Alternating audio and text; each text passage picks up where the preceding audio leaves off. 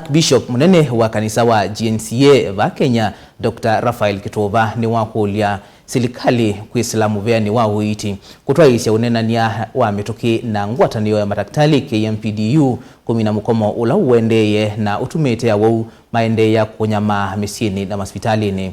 Ainena kavindani kala wa vingwa umbano wa kama kanisa usu wa GNCA Kenya yonde ula wiskuluni wa musingi wa Ngumo Kibwezi kaunti na Makueni. Archbishop Kitova ni wawetakana vena vata wathi na ukuthiniki wa kwa mituki vala inge wa kulia kanisa kutongwe sezeso ya unenania Ken Mulinge na mauvoa. Archbishop Kitova inenani waweta kanisa ni weyumetia kunenanya na serikali na matakita ili kuona undu mukomo uthela.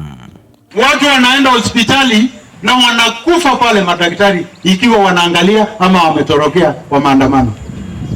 That is not the direction of God. Hiyo ni dhambi, inafaa watu wote including the church ministers tutubu.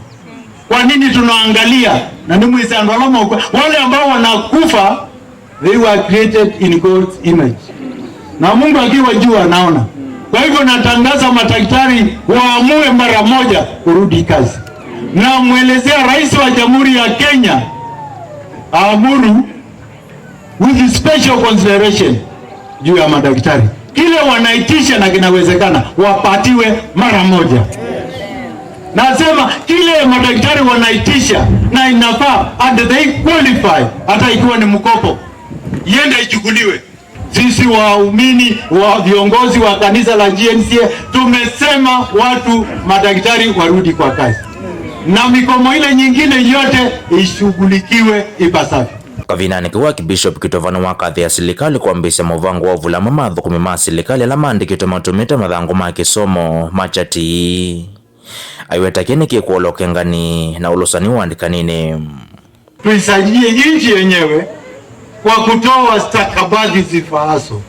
Maana unasikia kuna ma secretaries ambao wanahangaishwa na kutokuwa na certificate. Si kwamba vetting council wana mashida, hawana shida. Shida ni una certificate. Na ikiwa unayo certificate, you don't still qualify. Unaweza beba karatasi, lakini ni karatasi tu, wewe hukuhitimu. Ukipatiwa kazi utaharibu. Ukiharibu kazi, umeharibu nchi ya Kenya. Kwa hivyo certificate tuwasaidie viongozi wa serikali, wa vikundi na pale pengine pote. Tutoe certificate ambazo zinafaa.